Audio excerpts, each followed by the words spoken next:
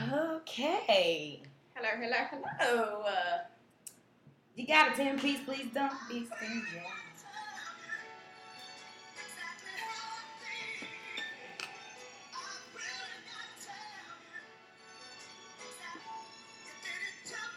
Hey.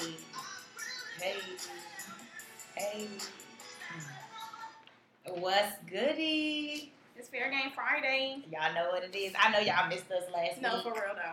Because we missed who? Y'all. Shout out to the Reeds. We were at a wedding last weekend. Yes.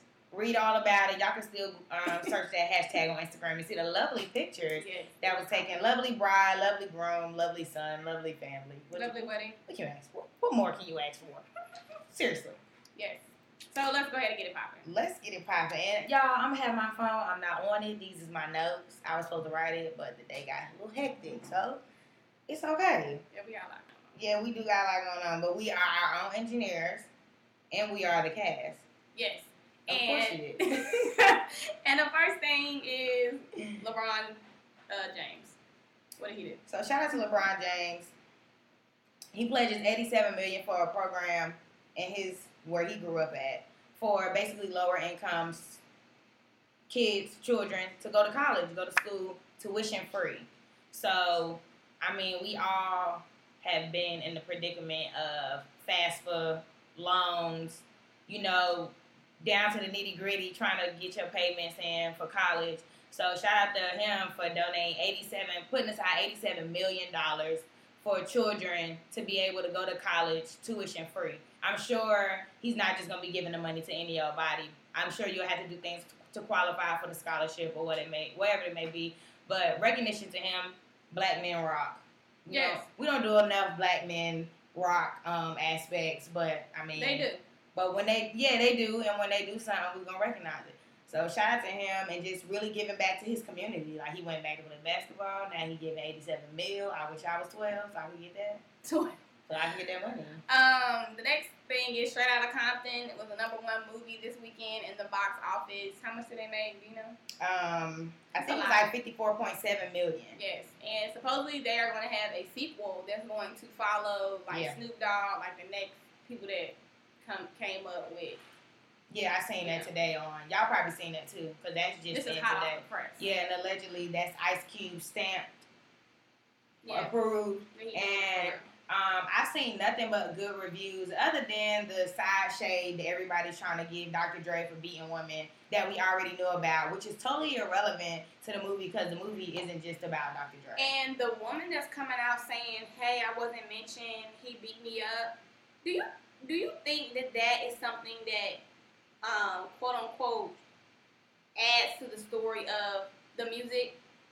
Because first of all, when it was going on, people didn't know. People ain't know till people started coming out saying. So it couldn't have been, too big of a deal as it pertains to the actual storyline. It's like so many people would just be trying to come out and get a piece of the pie. It's like, girl, a lot of people can just be. Because Michelle A, she didn't want to. She like. Don't tell. She was like, I don't want to be a part of that. She was like, I was just a girlfriend, whatever. Come on. So and for the comments when y'all trying to tell us that we live and stuff, we know that we were already live. I have to set it live in order to name the show on the Mixler app. So we be knowing. But we appreciate y'all though, just in case we did something crazy. Y'all let us know. Because initially I'm like, here we gotta go live so I can name. And then we was like, oh, ain't nobody. And she's like, ain't nobody listening. I'm like, somebody probably heard. I knew Ladarius was listening. Yeah, shout out to Ladarius. Shout out to everybody. Yeah. But next up on the list is it's an emoji app called Wemojis. Exactly how it sounds, W-E-Mojis. And it's basically a culture related app created by two brothers. We're going to go back to Black Men Rocking again. Two brothers that both graduated from Howard University. Trey and Donovan Brown took it upon themselves to design an app that was culturally diverse because initially before the upgrade of the iOS, all it was white emojis, basically. So they took it upon themselves to make an app called Wemojis. So if y'all are interested and y'all want to check that out, we thought that was pretty cool. And I ain't never heard about it until I seen it on the internet or something. It's such appropriate news for today's topic. Most definitely, such appropriate news. We really trying to give out some recognition to the Black people today. Not that we don't every time. whatever. Anyway, so shout out to Donovan and Trey Brown for the Wemoji app, and that should be available in all app stores, if not mistaken. Yes, yes. And some more black people rocking. These are black women. Black girls rock. The Two first sisters. the first black winery in DC has been opened up by two black sisters. And the catch is they didn't even know that they were sisters until One of them was 19 and one was 25. Yeah, and it was like their dad's dying wish that they meet. And I think one lived in New Zealand. And they lived on two opposite sides, yeah. or in California or something, and the other one is in like New Zealand. Yeah. And they finally meet and they get it off, and now they being successful with a winery in DC. Yep. That everybody can like walk in and go to. Yeah. So all our DC listeners, shout out to y'all. We'd like to come visit the winery. We're gonna come out there and go to the winery. What was their names? Because I don't want to just be like. And I was gonna say the name of their winery because it went with it was French word that meant something about how they got back together. Yeah. Was it twine? No, it's not. We'll get back to you. You gonna find it? We'll get back to you. The next thing is speaking of liquor, alcohol. I don't know. Jack Daniels. K Michelle's not a face for Jack Daniels. I don't know if Jack Daniels if they know K Michelle. Oh That was my first thought. You know, she's not the best person. Now let's say this: if she was to be the face of anything, alcohol. yes, that's where the buck stops.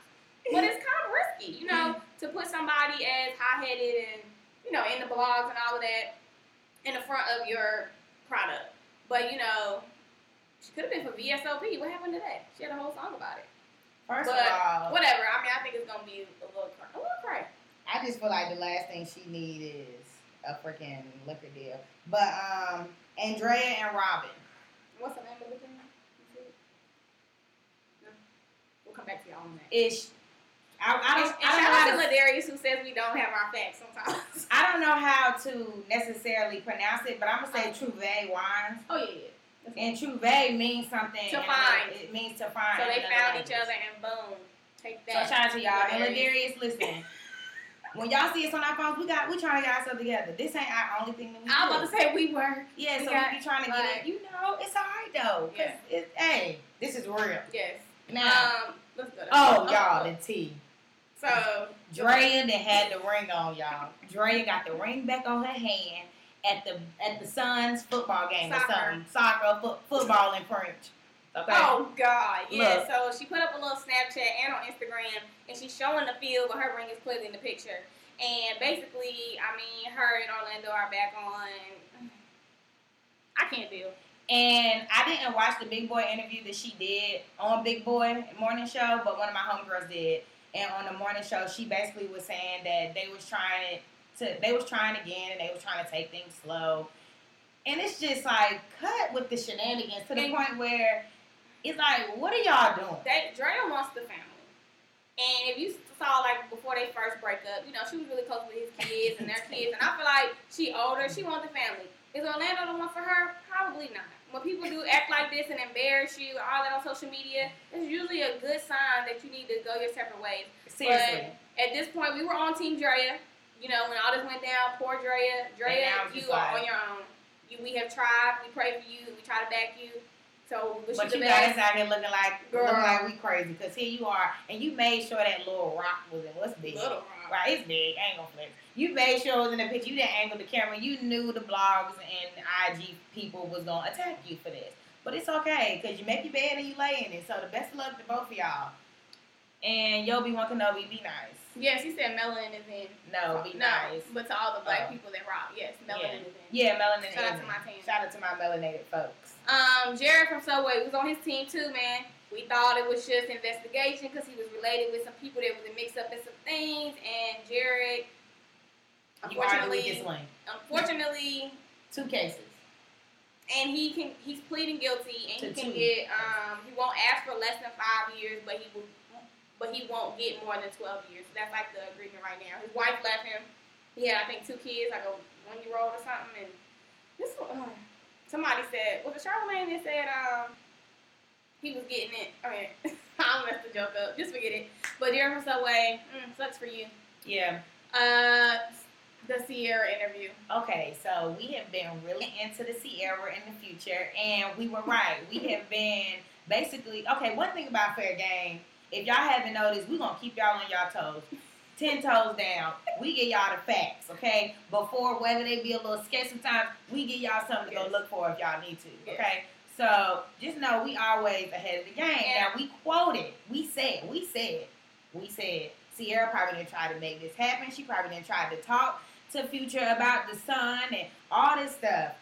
Little did we know we got the And we also said, how dare he make these rules when he has all these other kids? And then she comes out and does an interview and say, well, I was taking care, watching his kids at a very early on in our relationship. So there's a double standard because the woman can do that. She can be babysitting or she can be hanging out. First of all, shout out to UNC Chapel Hill. We got a whole dorm listening to us right now. They playing us on the loudspeakers. They playing. So shout out to y'all. Tar Heels. I rock with y'all. Okay, now back to Sierra. So we were right.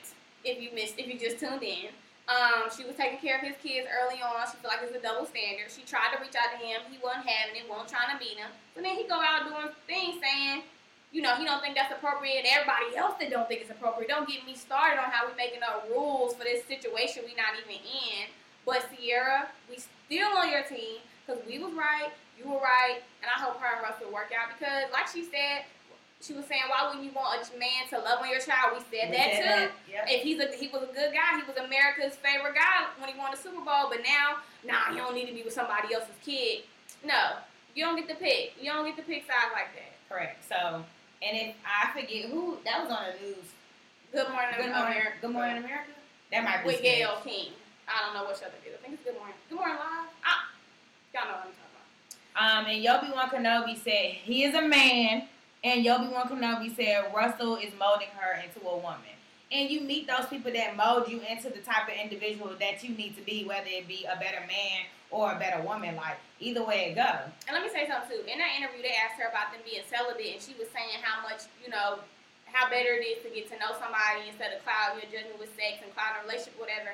And what stood out to me was that when it was on the blog and stuff, which is how he brought it up, too, how it was more religious based. And that's what she was getting slack for, really, because people were saying, oh, you done already had a kid, and now you're trying to do this, you're trying to backtrack. And she didn't even really stress that part as much as she just trying to say, we, tried it this way, let's try it this way, and, cut out the extra stuff, which is what we were saying, too. Yeah. It didn't work the first time doing that, let's try something different. I mean, and let's be honest, like, just because you have a baby out of wedlock doesn't mean that you don't have a relationship with God. Like, hello, if that's the case, more than half the world don't have a relationship with God. If y'all gonna be that judgmental. And what's your guy on Hot 97? Ebro? Oh, he annoyed me. I don't like that show anyway because they do a lot of stuff for ratings, I feel. But he was really intense, like sound like a female, like saying that she doing this for publicity. She been doing this since day one. Everybody knows Sierra. Everybody know her management team. It's like, no, you think you do, and we don't. So what are you talking about? We don't know. Yeah.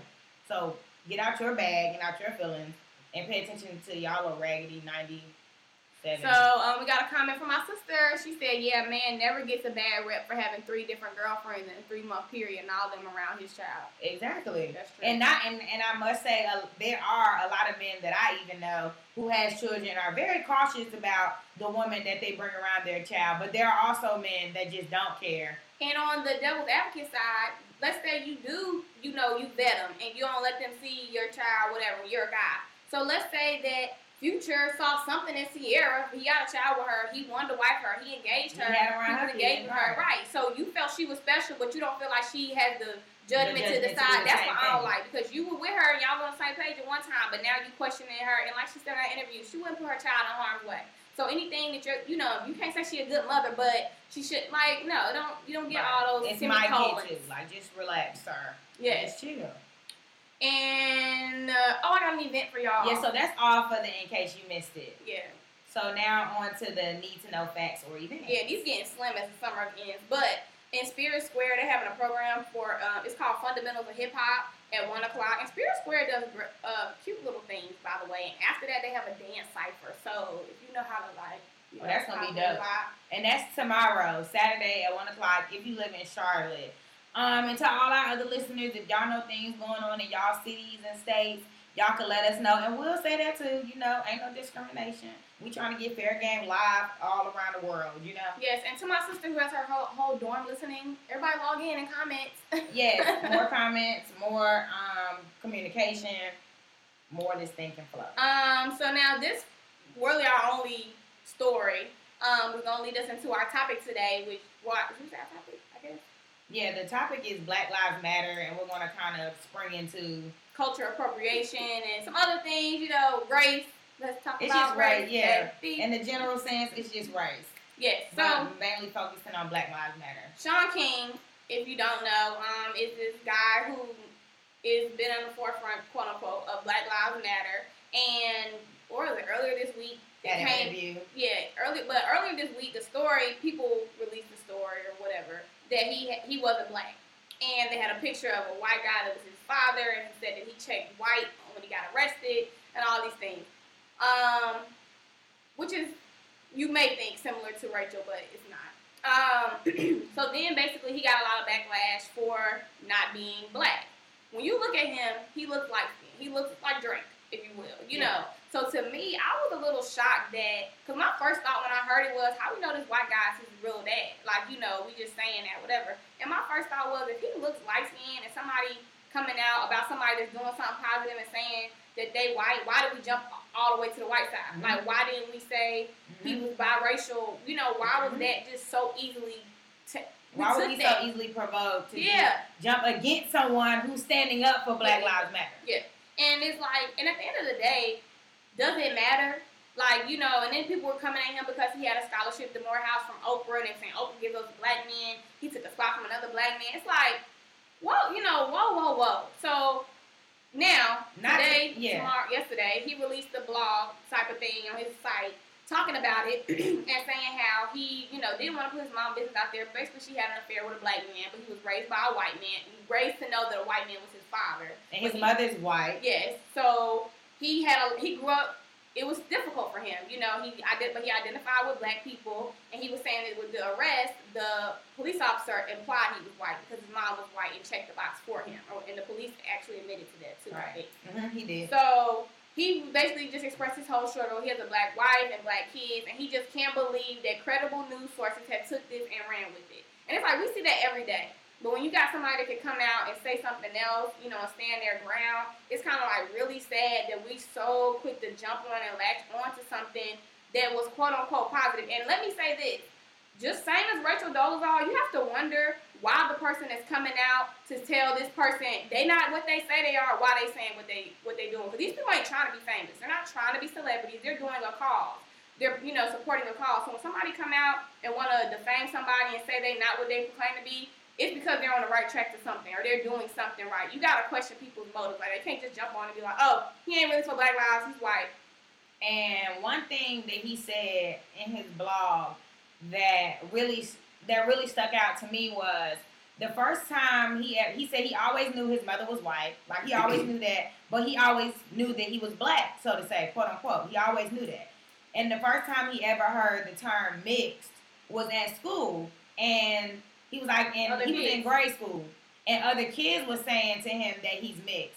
And initially, he didn't even take into consciousness of what it actually was, because he went to say, like, that's something that white people don't talk about race. Right. You know what I'm saying? White people not in their houses talking to their kids about who's mixed or whatever. They don't talk about it because it's not an issue for them. It's not an issue for them. So at the end of the day, he was saying it was only brought to his attention because of his black peers, you know, and his black peers noticed it. And that's how you could tell not the disconnect, but just the difference in the housing, a white mother and a black mother, or a black family and a white family. And one knows that a person is mixed and the other one doesn't even pay any attention to it. And not to say that his mother, not to say anything bad about his mother, because he was just saying that my mother never focused on race. Clearly, she was white. She had a black baby's father, you know, so either way, a race wasn't a big deal to her. But that really stuck out to me. And then he went on to say that, you know, he always has been treated as a black person, as far as with police, as far as anything that a black person has went through. For him to look so white and for everybody to be trying to tag up against him at this point, he's always related as black in any issue. He's been through everything that a black person may feel like they've been through. He's been through it. And for him to be such a strong advocate for a race like Pierre Javon said, it was just crazy. He said he wasn't shocked because it's the world, but he was shocked because it's like, why does it, in the sense of why does it matter? Like, I'm trying to help a community of people, and y'all are backlashing on me because now everybody trying to say I'm not black. Like, what? And another reason they said that everybody ran with it too, because that's always been his stance. He's always let it be known that he was mixed, you know, or what his background was. So for us to hear one story, or for the public and news to hear one story and then jump on it and say he's white, even though he's been telling us he's mixed, it's like, yeah, everybody knows he's mixed. That knows, whoever knows this man knows that he's mixed. Yeah. And we have a comment from Yobi-Wan Kenobi. Here's the meat and potatoes, though. African American is not a race. It's more of a culture. 500 cash to anyone that can show me a map. On a map, the geographical location of African America. No, for real. That's right. And that's what I was saying. Now, disclaimer, Rachel Dolezal took it too far. But that's what I was saying with her whole elaborate story. But that's what I was saying about her, too. You can't always identify. You can't tell somebody, if somebody is, say somebody's 1/4 black, but they raised with their black side, they gonna be looked at black, more black than the person that's 1/4 black that was raised by white people. That's how we do each other. Oh, you're not really black, you're not this. But if being black in America is an experience, quote unquote, and if he dealt with police brutality and whatever, he ain't black. He ain't no different. Because to the white people, he's not white. So we can't say he's not black. And honestly, when you take it as Black Lives Matter and the black experience, you know, I also think that black people sometimes forget that we ain't the only people that's going through this stuff. You got black, you got Native Americans, you got Latinos, Mexicans, Spanish. Like, it's if you not them, it's a problem, period. And the crazy part is he's mixed, but if he was acting like he wasn't black, we really hate him. And this is no shade to any of our listeners who may be Caucasian. This is just what we're talking about today. Because this is who we are, and this is the skin that we are in, and these are the things that we live through. Right. And this is just the realness. It is what it is. Like, it's no hurt, harm, or danger being done. This is the facts. And even more to get into the Black Lives Matter, the case, the guy in Charlotte, the police officer, Randall West. Is it Randall? Randall West Carrick. Yes. They declared the trial a mistrial.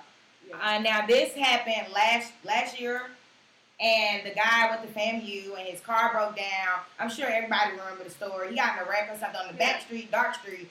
Car, he needed help. He went to knock on the Caucasian lady's door. She was scared. She called the police.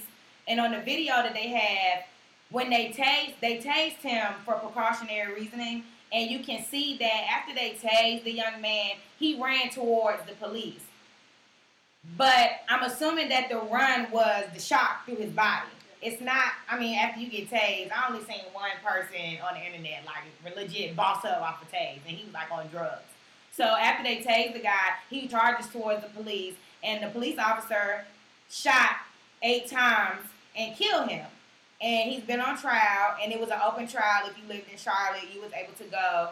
But needless to say, today they announced that it was a mistrial, and they want to, want the jury to do a, what's it called? Well, no, that was the option. It was either a mistrial or an Allen charge. Yeah, and a mistrial or Allen charge. Meaning they could charge him again, but since it's a mistrial, they can't do the Allen charge. Right. But they said that I think the jury was 7-5 the first day, then 8-4 the next day, and then 8-4 the next day. So they declared it a mistrial. And I mean, it's unfortunate. Like, it's just like, and he was a real, wasn't he a young cop? Like, he had been doing, And actually, that shooting happened in 2013, so 2 years ago. Dang. It didn't even seem like that long. Yeah, no, it didn't. So, I mean, I don't really. You got something else to say about it? That just happened today. Too. Yeah, that happened this morning at like 9:30. But it just really is getting to the point where, I mean, I feel like no matter if you have video footage, no matter if you take it to court, it's like it's coming down to a no matter what thing. It's going to be the defense against us all the time, like a no matter what type of deal. And I think this is a good segue into the video that's going around with the Black Lives Matter people from the Boston chapter that confronted Hillary Clinton, yes. And they wanted to know, not your policy, not all of this other stuff. But personally. How do you feel and what do you think, needs to be done or what did you think about that? I thought that I kind of got what she was saying to be at first when she was talking about, what was the first thing the point she made? Was it about, she was basically saying that she understands. She was saying you need a plan. Yeah. And that's what Nelly been saying. We need a plan. Or she was saying in 10 years. Everybody was mad at Nelly when he was saying. And she was like, 10 years we'll be right back here. And he didn't really like that answer because he felt like it was putting the answer on the victim. Yes. Which I got how he got that, but that's not really how she was saying it. She was saying, I guess I feel like she was saying that she's talking to this black person. Like, what, because if she's not a person that feels that way and did an act or something towards somebody, then she's trying to get him to realize what he can do. So I get that side of it, but he took it the other way as like victim blaming. And so he didn't feel like he got the answers that he wanted from her. I don't know what you really expect a politician to say. Yeah, and that's really what the problem was. He said he got what he expected, he didn't get what he wanted. That's really what the problem was. I understood what Hillary Clinton was saying because she answered it politically correct. She wasn't going to say anything that would take her white votes. Let's just be honest. But what he wanted her to do was connect with him on a personal level, basically admitting to the fact that it's a problem. Basically, that's what he wanted, and that's the source of it all.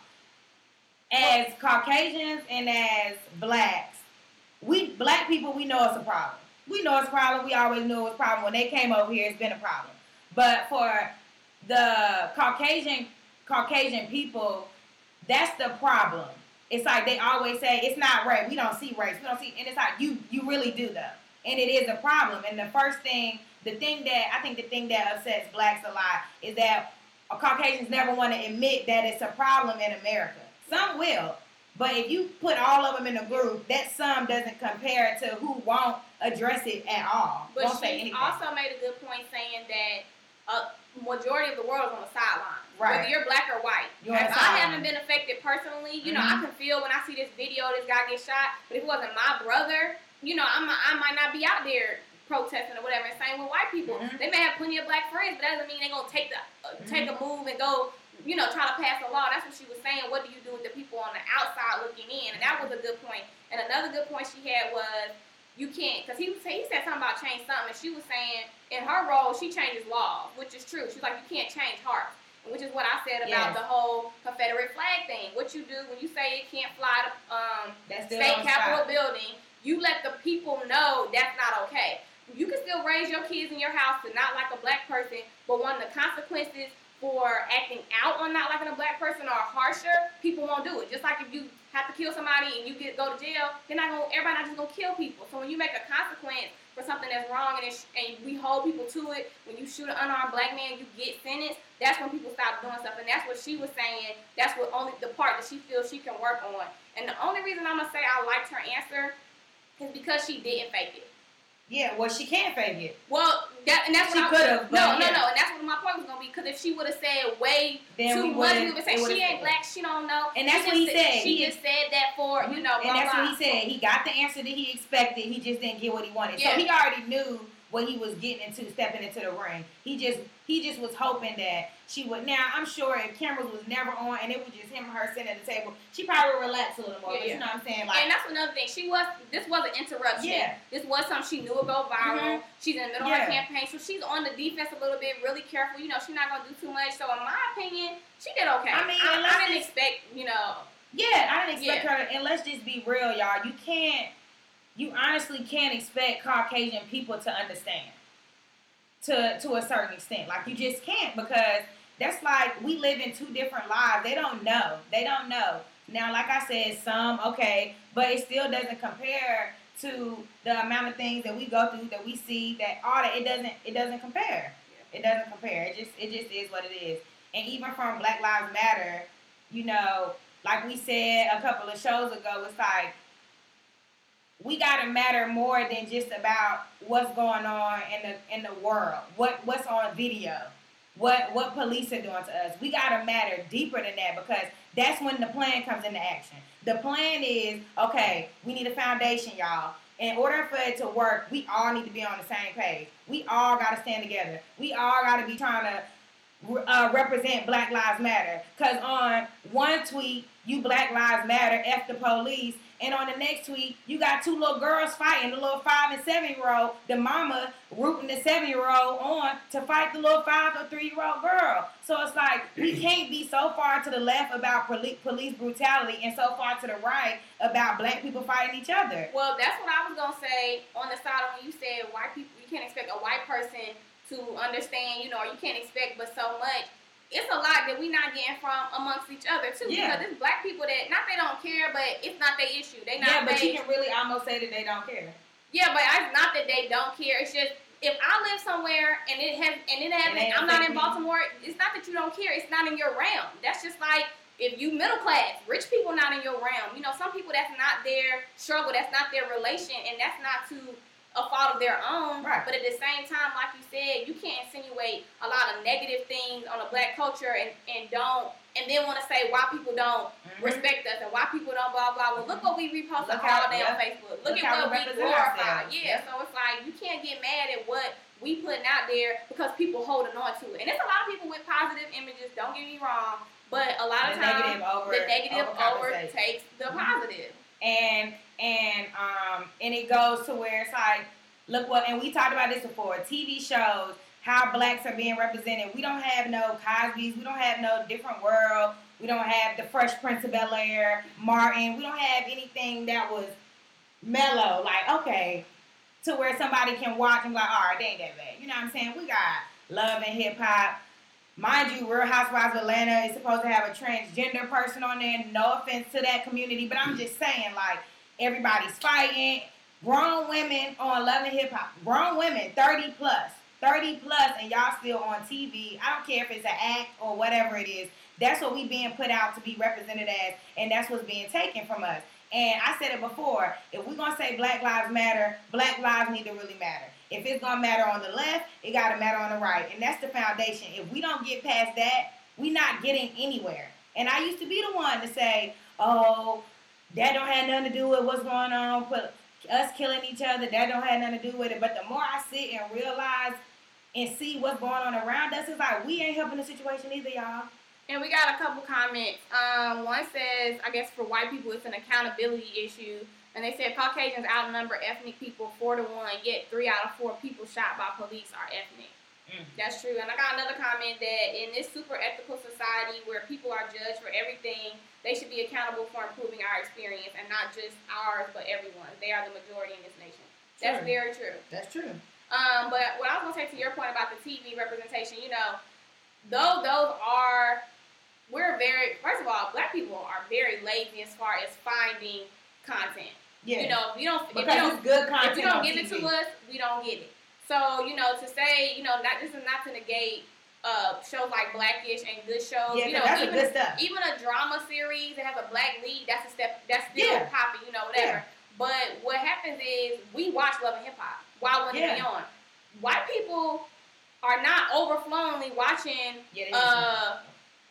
I don't know, Honey Boo Boo. Black people watch that show. So it's kind of like they're putting the show on that we're shooting the ratings out of the roof for. Most so, definitely. If every reality show is popping, we're going to keep trying to get girls fighting and, whatever. If people everybody not tuning into Blackish because something else come at the same time, people aren't stupid. But like we talked about in that show about our representation on TV, once you make it known that you want it, then it's like to the big wigs, like, oh wait, they watch Black families. Oh wait, this is popping. That's why there's a new Black. What's the dude? I can't think of his name, but he got a show on CBS. But there is no. What is his name? The Black guy, Clifton? No, Megan Good's on the show. But anyway, every show is trying to compete with the next network because now it's popping and it becomes popular, so you just got to keep the trend and really, that's what I say, really then it becomes us making these other Black shows, noticeable so it can be tuned in. But nonetheless, we have a comment from Spoonful. The Caucasian community is unaffected by the loss of black lives at the hands of law enforcement. At best, they can be empathetic, and that is to be appreciated. They don't have to have conversations or be bothered with race because socially they are at the top of the totem pole. Lions do not concern themselves with the opinion of sheep. And in America, socially, whites are the lions of the racial hierarchy, and that's basically it. Basically, I'm up here, you down here. I ain't talking about it because it ain't affecting me. Yeah, but I am gonna say I have a lot of white friends, and I don't feel like that about all of them. So I don't want to generalize white people no more than I want to generalize black people. Because if you go to a protest in New York or somewhere, it's white people, black people. Back in the day, civil rights, it was white people and black people. So it's a lot, but is it as much as it should be? No. On either side. It's not as much black people out there as it should be. If you're in a community that's predominantly black, and it's not as many white people as it should, when white people are the majority. So, everybody got to it's all, their part. Yeah, I was about to say, it all comes, the whole Black Lives Matter, and whoever mattering, it all comes to everybody having to stand up and do their own individual part. Like, that's really what it comes down to. Yes, and shout out to Ladarius, Craig Robinson. Mr. Robinson and the Carmichael Show are both new black shows. Yes. And we have a comment from Vicky Rose. She said, a great network is Inspire, very uplifting for our people, but it boils down to what the viewing audience supports. Big business doesn't care how we are portrayed. They care about the dollar. And also, the people that, Aspire isn't a mainstream network. If you don't have a certain provider, you don't get Aspire, you don't get Revolt, you don't get Bounce, you don't get, some people don't get TV One. Those are all black shows that have way more positive, representation. So that's true too. We got another comment from Torenzo.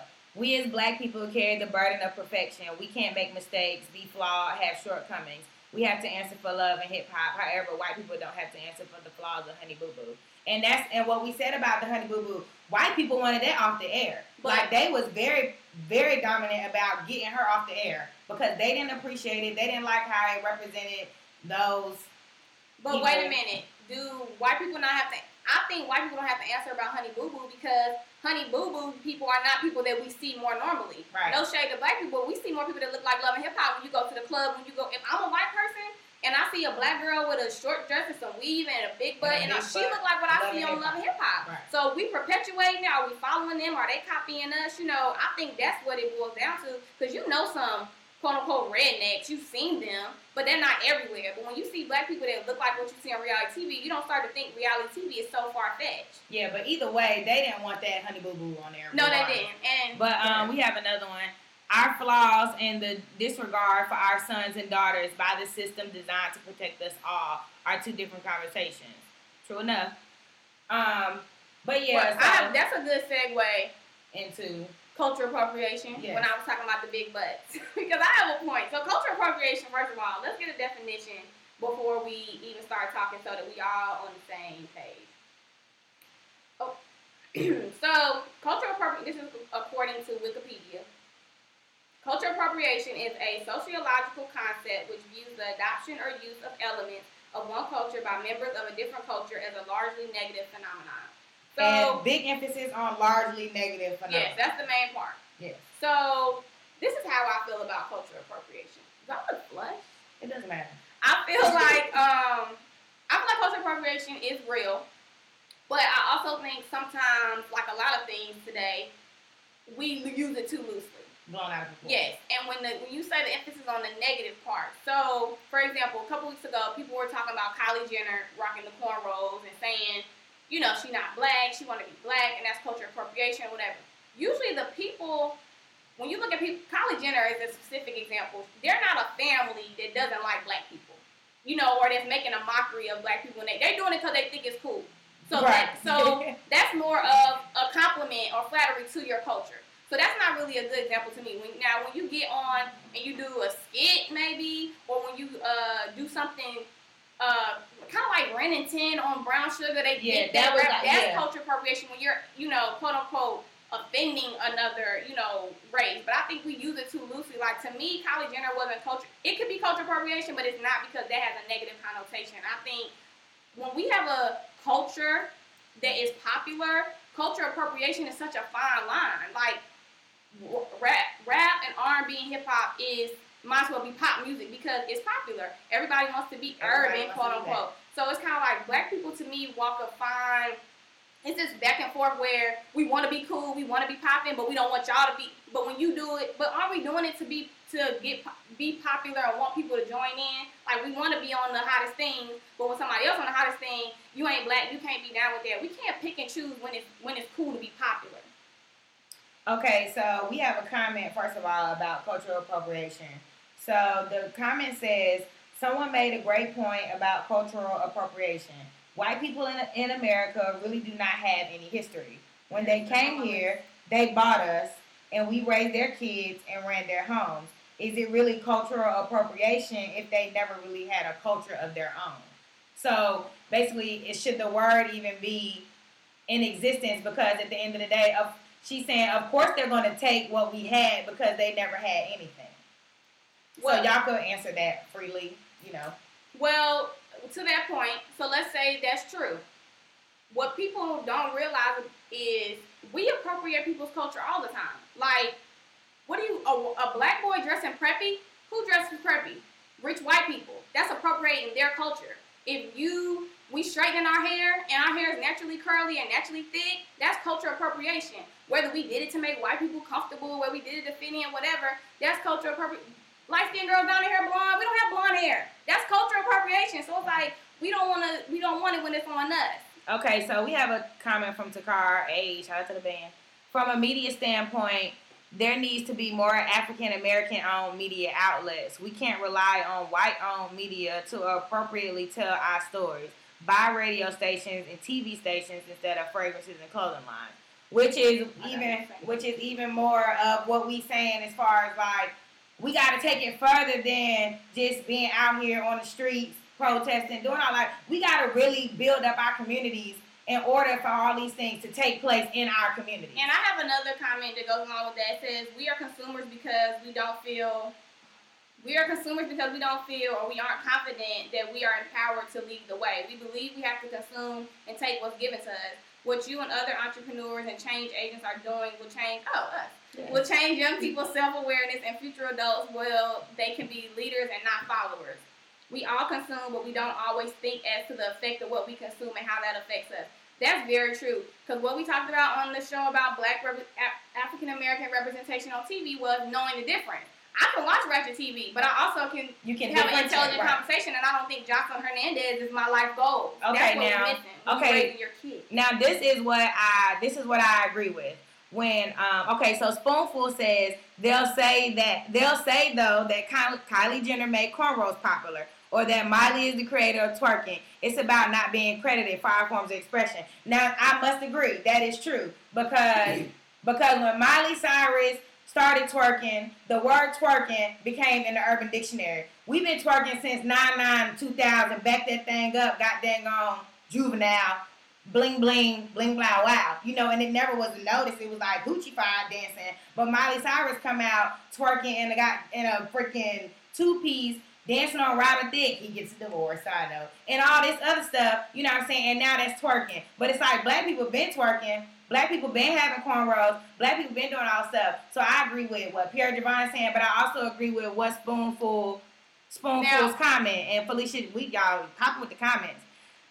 Felicia Jasmine says, I think the issue for most people comes when white culture gets to pick when black is cool. Yes, ma'am, because they don't want to talk about it when it's a problem. They don't want to address what's going on in our communities. And I mean, not to say just because you address it, you care either. So then it also becomes like, so what if they did say something? Do that really mean that they care about what we got going on? Can I play devil's advocate like 3 different times? Black is cool. To what you just said about they get to pick when they are black. I don't feel like a black person wearing quote-unquote black styles or whatever owes anything to me to say, you know, hey, y'all, police brutality is wrong. No more than I think a man should be fighting for feminist rights. You know, like, so it's kind of like, just because somebody want to join them on what's cool, that's like legit what people do. Black people do it all the time. But what I was going to say about the twerking thing, what I think kind of go back to the point about being confident and leading the way. Why didn't Trick Daddy and somebody start saying twerking everywhere? When we have to realize when we have twerking. No, it's on in Destiny's Child song. They say twerk all the time. But but for the most part, it wasn't like no. But that's what I'm saying. So why didn't? That's how we don't think like that. Like, this is hot. Then that's even more of the problem. No, I know. Yeah. But I'm saying to the point when you see this is hot and this is popping, patent it. That's what you want to do. Put it out, push it, whatever. What we do is we let things get hot in the room, in the community, at your school, and then when somody else do it in the forefront, of course they're gonna be popping. Just like Rihanna, bye Felicia. White people are saying that now because Rihanna said it. That's flip-flop of Miley Cyrus. Black people been saying it, but we didn't say Rihanna was culturally appropriate because she's black. But white people say bye Felicia, they don't know where that came from. So it's when you have a bigger platform, of course things get latched on, more. But that's not really anybody's fault as much as it's just the media because that's who they see. And media is lazy too. They don't look for nothing. I just feel like, okay, first off, yes, Uncle Luke was twerking. Yes, Uncle Luke was twerking. Interview on the Breakfast Club. Good one. Oh yeah, because he said it on the Breakfast Club. Yep. Okay, so Torenzo, have you seen what they're doing with dashikis? Can you inform us with what they are doing with the dashikis? And wearing them as dresses, I think that. Felicia Jasmine, but the issue is that white people normally have the bigger platform, which is true, which is when it still boils back down to what we need to do as a race. We got to get it together. Like Rihanna is an example. Like Rihanna as an example is an exception. Spoonful says, what about our physical attributes? That's on our list. Yes, and physical attributes is on our list. And I was going to that's what I had first was transitioning to when I said big butts are good. Okay, we can't. Okay, it keeps going. What about our physical attributes? We can't patent that. That's just emulation and appropriation. Okay, true. People not going to like me. We can't patent it. Well, I mean, you have to have somebody like you. Oh, yeah, but I'm just saying, when I say that we culture appropriate as much as other people, black people are getting butt shots, y'all. People that don't have it, but they're black and they supposed to be thick or it's popping are getting butt shots. We are appropriating our own culture. We naturally think, but if I'm not thick, people don't think I'm really black or I'm not getting as much attention because I don't look like the people on reality TV. So now I'm getting butt shots. So we're not the only people. They're not the only people doing it. And like Spoonful said, I had a big butt when it wasn't cool, when white girls thought I was fat. And I must say, my sister was thick and it wasn't cool, and black girls thought she was fat. So, because we went to Ransom Middle School, and my sister did not look like she was supposed to be in the 8th grade. And at the 8th grade, it was just a big deal. Like, she was fat or she was big, and now it's like those same girls that might have been calling her fat, they think they thick or whatever it's in. It just comes to the point. It's just... And I think we went from one extreme to the next because... when we were growing up, Beyonce was thick. Beyonce been in the same style for 10 years. And now Beyonce looked frail compared to K. Michelle, or whoever. So it's kind of like at one point, Beyonce was considered bootylicious and accepting her curves because everybody was thick then. Now people are thick and Beyonce is like fit and, everything else. And she about the same. She really ain't aged at all. So it's kind of like, can we not find a happy medium? Shout out to Team Petite. Okay, Takara just wrote something really good because it really does, the issue really does come down to oppression and how the blacks have even been curved into this way of life, I must say. So it's kind of long, but I'm just going to try to sketch it out as quickly as possible. On cultural appropriation, we have to realize that black people have been systematically and psychologically damaged by the oppressors of this nation. When a black child still looks at a white baby doll and thinks that Dolly is smarter and prettier in 2015, there's a bigger issue than black people appropriating white culture, i.e. the preppy look example. We were made to think that our blackness was ugly and we needed to have the straight blonde hair and European looks. Those are mental issues that we have to overcome. White people can pick and choose when they want to Columbus our culture. That's the issue. And that's true. We can't appropriate our own culture. People are just stupid for the butt shots until the legs falls off. Big butts, full lips, different color tones. They want it. They go tan, get implants, Botox. What we have, but we can't express. They want what we have, but we can't express it. I agree, Takara. I think we are finally getting to the point of working to undo their damage. Yes, because it's really deeper. It's deeper than TV. What we do nowadays, it goes further. It goes way further back than that. Like it's to the point where systematically our minds. I want you to stop before you guys. I'll respond to the first thing. Me saying we were culturally appropriating our own culture was just for the sake of the argument to use the term. Yeah. We can't do that, but I'm saying we're not helping feed into what they're doing if we're doing it too. That's all I'm saying. Yeah, I get what you're saying. But it definitely goes back to psychologically, it's an issue as far as how we have come as black people. That's just like stuff like black communities. You'll see more abortion clinics in black communities than you will in a white community because they want the black, it's like they want us to fail. So in any way that they can have us fail, they will set it up that way. And it's been like that for years and hundreds and hundreds of years. And the more that we continue to fail, it's like we have to come into self-recognition that this world wasn't made for us. Everybody can say it. Everybody can think that it's true. But when we believe it and we live in a certain way that we can actually prove like I don't think it makes me mad because I don't think we as blacks even know the strength that we have to overcome all of this stuff that's been taking place. No, we don't, because we're worried about the wrong things a lot of the time. I mean, I think it's almost all the time. It's only a select few. You have the people that's trying to inform the black communities. You do have the people that's trying to do the certain things that needs to be done to make this world a better place for us. But that's the same reason. I mean, it's the same thing as when I said we worry about the wrong things. It's the same reasons why black people don't establish and teach wealth in their families.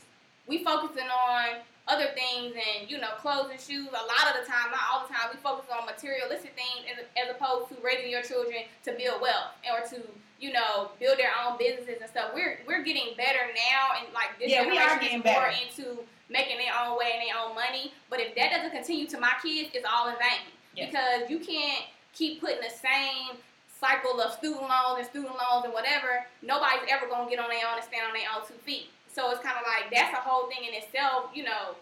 Money rules the world. And you're at the bottom of the money pool.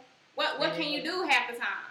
And another comment, Yobi-Wan Kenobi said, but more Caucasian women get abortions. They telling us these are black problems when they really are people problems, which goes to food stamps. See, but I always thought that the abortions were because more black people were like pregnant or something. Like teen pregnancy. I didn't think it was because they want you to have an abortion. I just thought it was more black people. I mean, that's what I would think. I never thought about it. But either way, I thought when you said it. Yeah, and either way, that's just like the food stamps. It's a lot of white people more poverty, food stamps or poverty, homeless people. It's like I think we just maybe more black people have babies they can't afford. That could possibly be all put together. At the end of the day, it's like no matter who's going through, because all of us are people.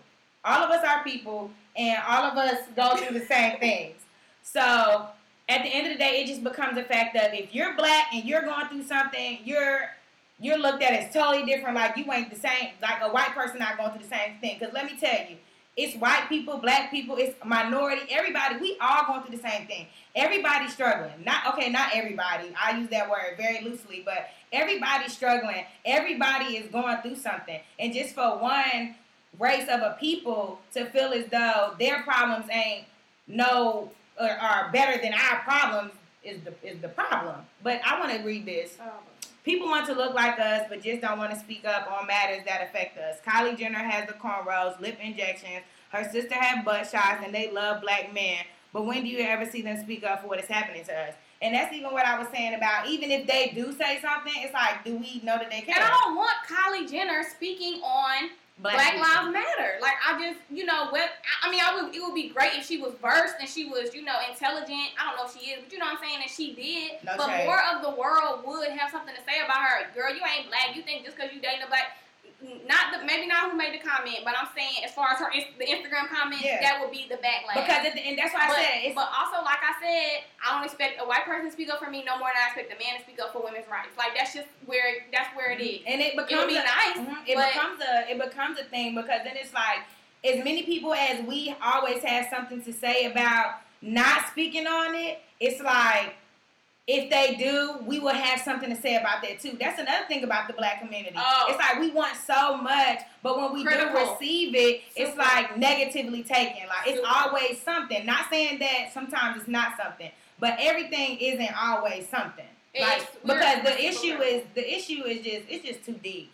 But Spoonful said, I appreciate Kim Kardashian speaking up on it. She has a black child though. And she even said it herself that I have a whole nother understanding and respect for black people now that my child is black. Because she got called a nigger on TV, didn't she? On Keeping Up with the Kardashians or something? Mm-hmm. Somebody disrespected the child out in public one day and was like paparazzi. But I think the bottom line to that whole thing is if somebody says something to support us, great. If they don't, okay. And if they don't do it, and when it gets gray is when they don't do as much as we wanted to do. Like when celebrities are posting hashtags, then people are like, they could be donating. So it's kind of like, do you want people to support you or not? Because let's take it back to the beginning. Case in point, we got Sean King supporting people, and we calling him out why he should be supporting us. So it's kind of like, from the outside looking in, y'all want supporters or not? We don't have to.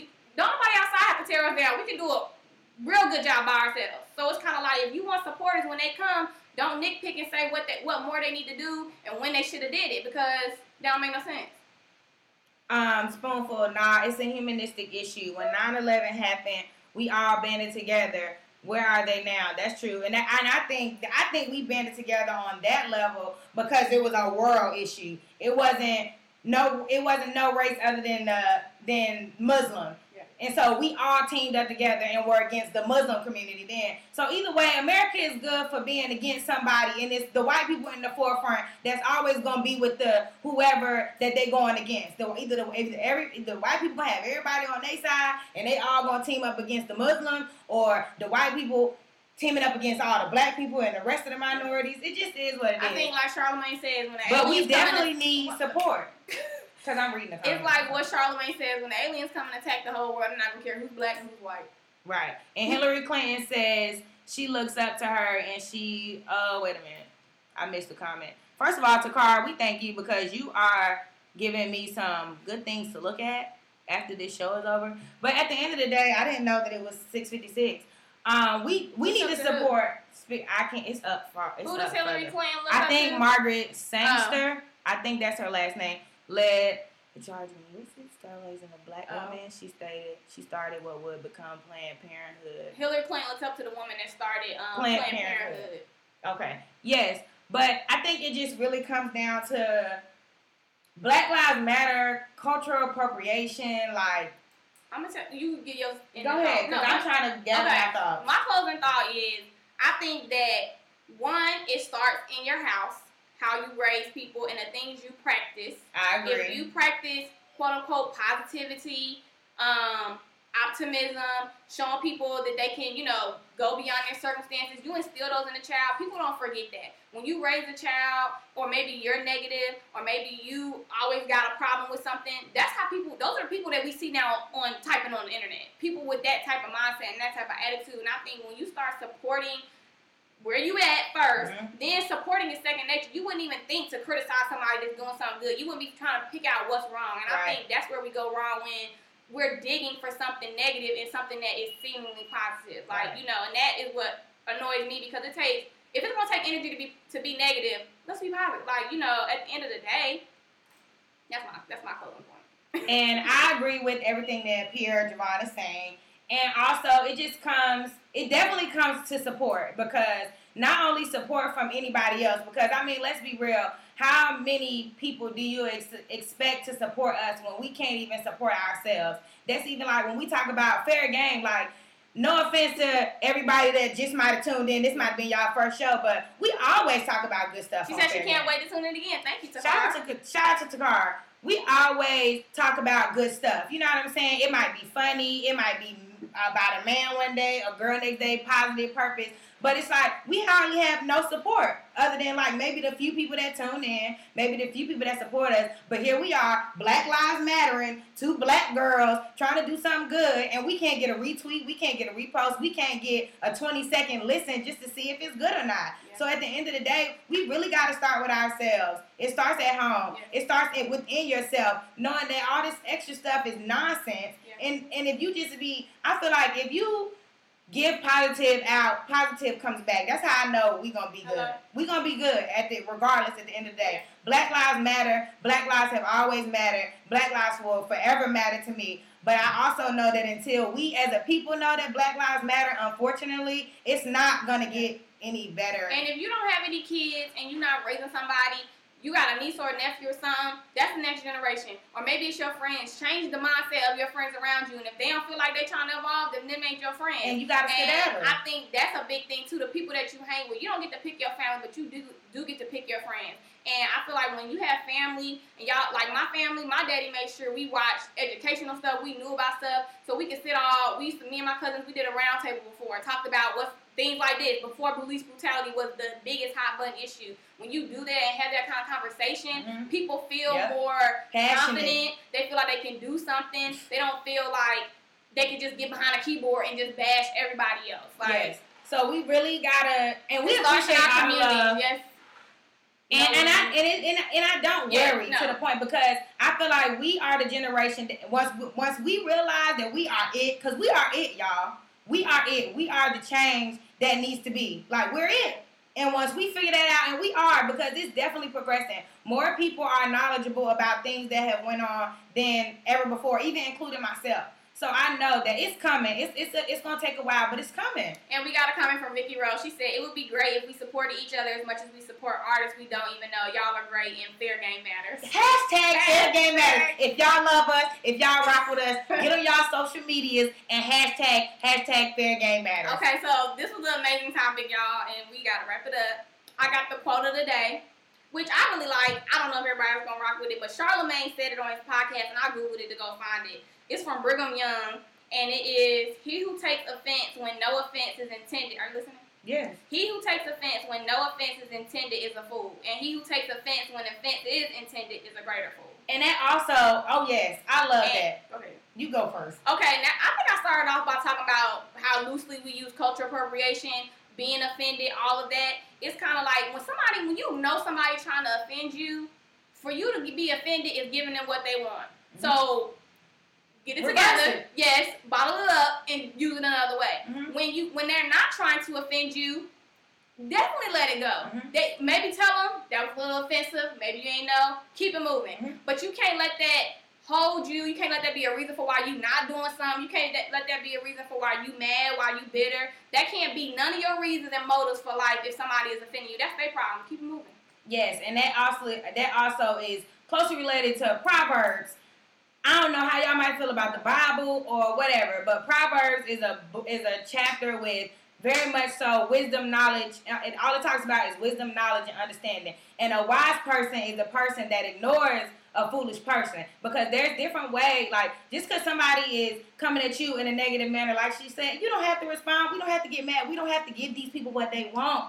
And most of the time, that's what we're doing. And we would be so much better if we take all this negative energy, all these bad things, all these ways we feel, and produce it into a positive way, into our communities, into our little young black brothers and sisters that's growing up behind us, that's in college right now, that's in high school, that's in middle school. Like, it's going to start with us, and we're going to get there. And we love y'all. And shout out to the love. I don't know if you know her name.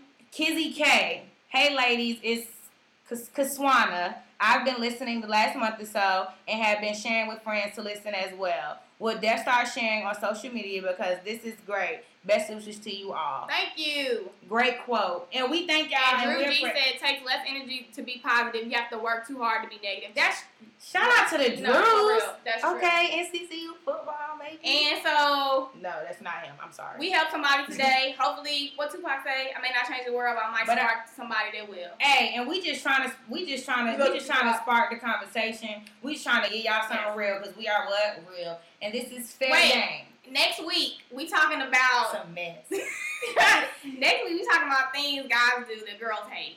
And it might be a little expanded by next week, but for right now, that's definitely where we start. That's the tip of the iceberg. So, see, we give y'all everything. We give y'all the good, the bad, and the ugly. So, we love y'all. We appreciate y'all for tuning in. Next week, Fair Game Fridays from 6 to 7 on the Mixler app. We love y'all. I'm Nelly P. Oh, I'm Pierre Devon. We was going to have some theme song music. Do we want it? It's okay. Okay. And we are Fair Game. We love y'all. Y'all have a safe weekend.